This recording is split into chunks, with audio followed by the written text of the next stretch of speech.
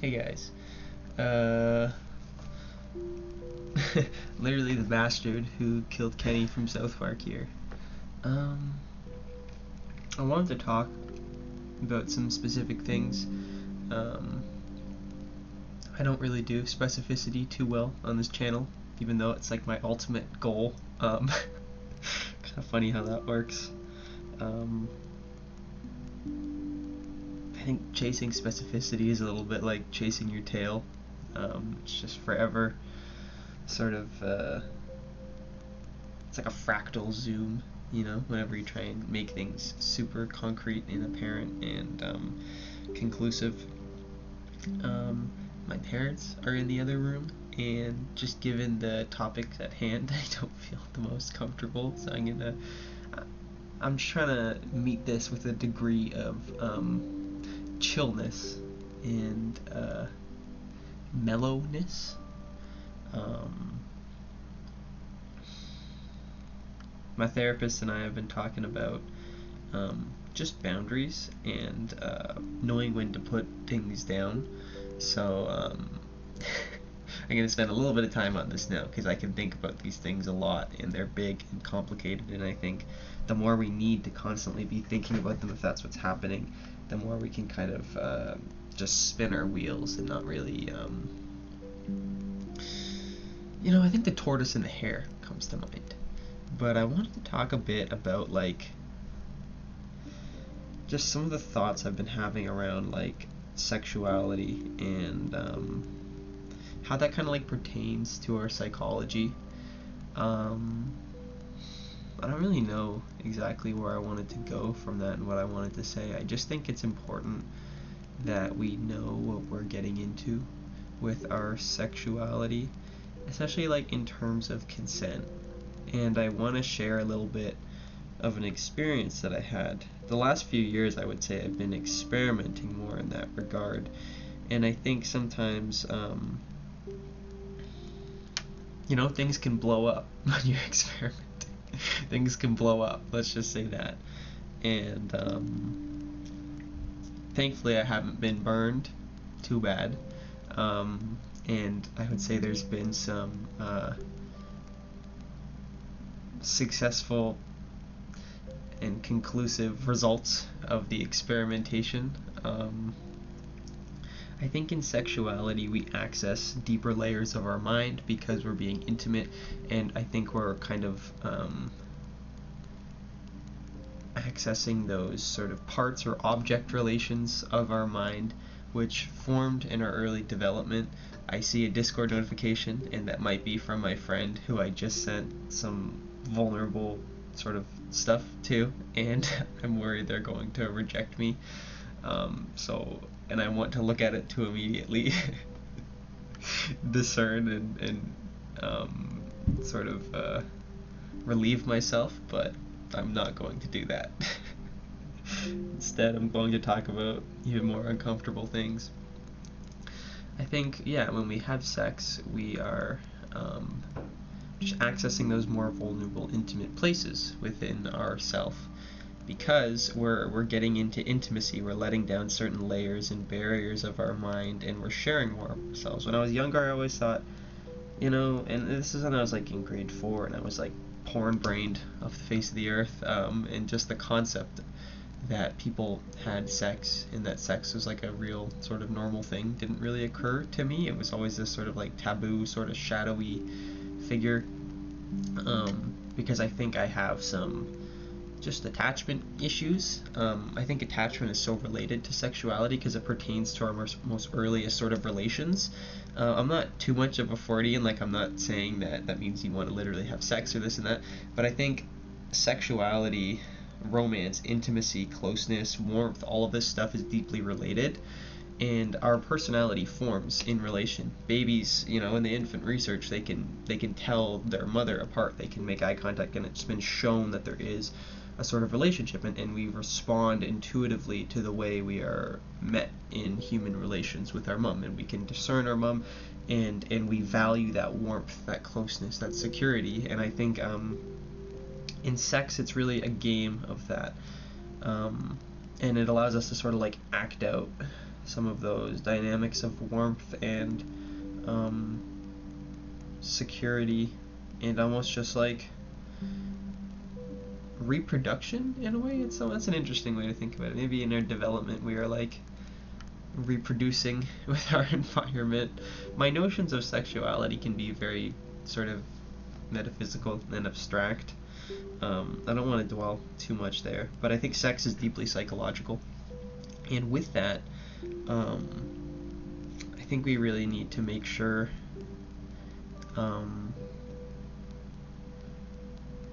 that we know what we're getting ourselves into. Hang on. Anyways, that we know what we're getting ourselves into, because I think that if sexuality is touching those sort of depths and cores of our mind, it can cause us some problems, because those are areas of our mind which require our most detailed sort of care and intimacy, I think, and real containment and security. And I guess I just feel like with my sexuality, it can make me feel like I don't have a real choice sometimes, because it's such a fundamental need of ours, you know, to be close, to be more whole and intimate and close and warm and secure with someone else, and to, you know, feel good, and to touch these depths of our mind that we don't usually get to express with someone else, and to have that sort of relational sort of intimacy and closeness with someone. And I think especially in terms of more abstract or deep sex, and what I mean by that is more like I don't know, stuff which is outside of the conventional sort of norm of sexual expression, you know, of just penis in vagina for the sake of reproduction. You know, I don't think sex is a lot of that these days, because there's so much more to it than that. It's not, because reproduction is such an ambiguous sort of term which can mean so many things. I think when we are having sex, we are reproducing certain dynamics, we are acting something out. It's a drama, and I find, God, when you have sex with someone, like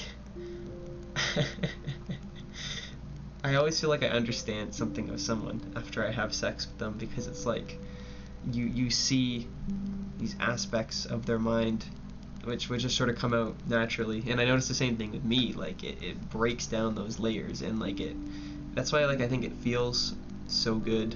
But it requires our deepest sort of trust and care, especially when we're accessing those depths and we're getting into, like, I don't know, like dominance and submission and all that kind of stuff, if you like that,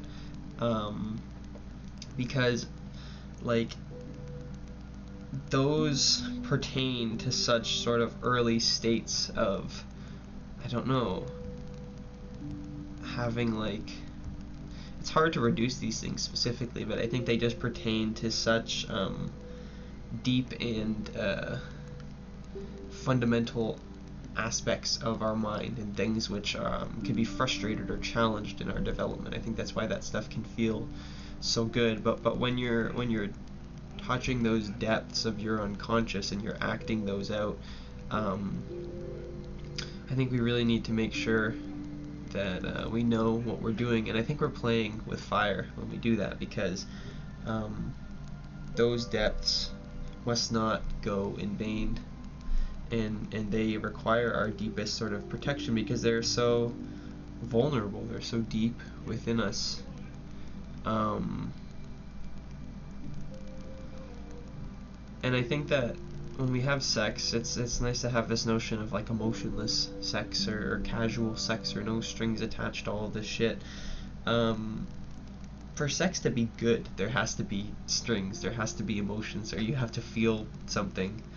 I'm not saying that all of us need to have some sort of committed, intimate relationship or something like that, or that one-off sex is bad. I'm not opposed to that whatsoever.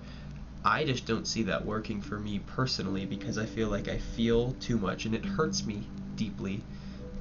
It seems to hurt me deeply, at least at this stage of my life, because I feel like I want to trust someone who I'm with. I feel like I want to know that they care about me and value me, or I feel jealous or needy, or a lot of my early sort of needs in object relations and attachment dynamics can seem to come up psychologically, which I think is a very valid and normal human thing, because when we're having sex, it's so intimate, it's so like close, and that's why it feels so good. But I don't know if I don't know about you, but it seems like, you know, closeness and intimacy and vulnerability and all of this shit, it we don't always do the greatest with that. You know, it requires a deep sort of trust and patience and the history of love and family and closeness. Like, human beings, we can be a little destructive. You know, it can be it can be really heavy sometimes, and I feel like I get a lot of that heaviness. I know this is all kind of vague,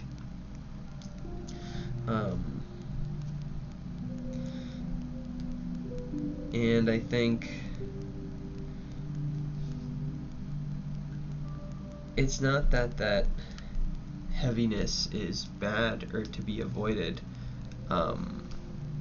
I just think that it's there and it's easy, and I think especially we have this notion of men, and I just watched this video why I'm talking about this, about like the sexual revolution, and it was like kind of like a sort of post-feminist, I would call it, where it was like she talked about like the way men have sex and the way women have sex, and how it's like, you know, women want more of an emotional connection and they need to feel that security and all that, and men, it's the opposite. It's sort of like emotionless and, you know, power driven and all this stuff. I think we both operate in either or, and I think those two sort of complement each other. And men who don't feel things, men who don't have attachment or don't have emotional sex, I think that's bullshit. I think what we're really seeing by that is just a sort of toxic narcissistic shield, which kind of comes up in the face of closeness, aka attachment issues, aka avoidance. You know, when there's a sense of closeness, when there's a sense of accessing those needs for control and power and closeness and trust and intimacy, we have some issues with that, because unfortunately we are these dependent, sort of innocent,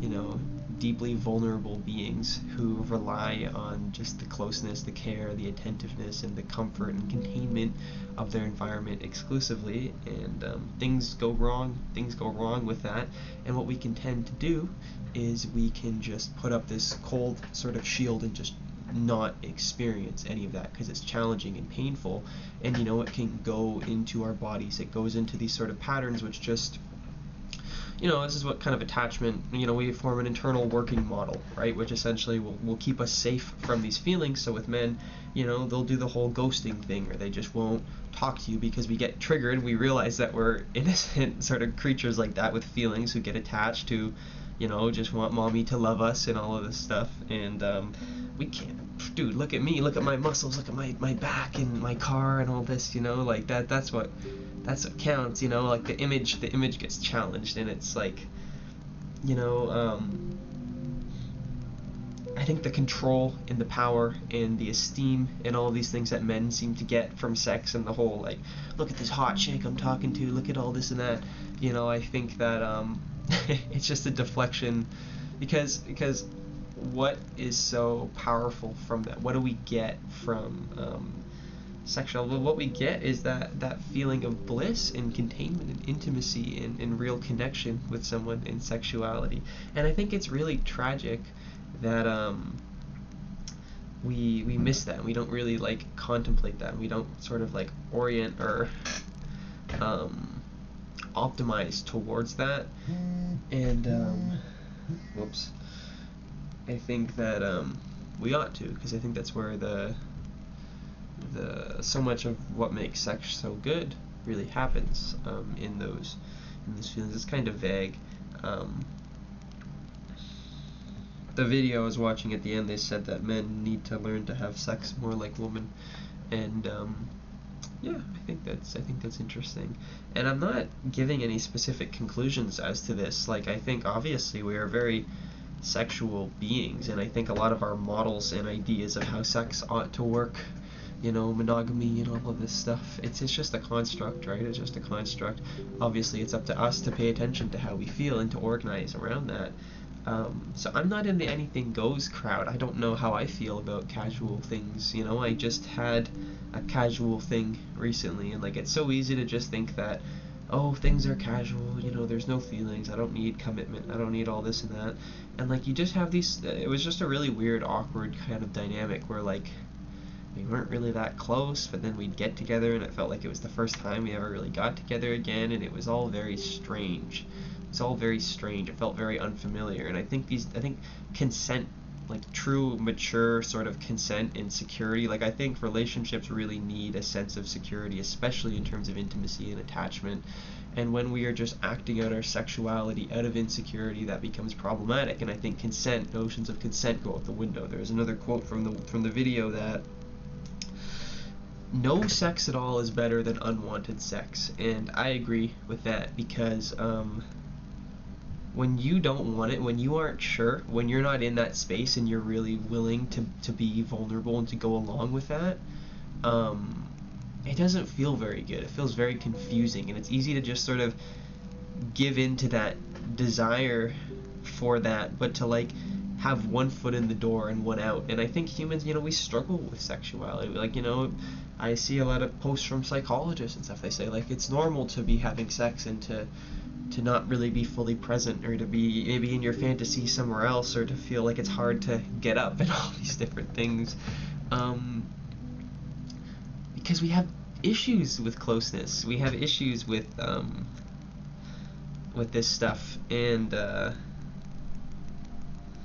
where was I going with this? I think that that's normal, and I think we should be communicating around that, or we should know ourselves as such that we make the right decisions, and that we feel comfortable, truly comfortable, or more comfortable with what we're doing, or at least comfortable with our discomfort. I didn't feel comfortable with my discomfort, and I just felt like I put up with some place I didn't want to be, because I felt like I ought to be there.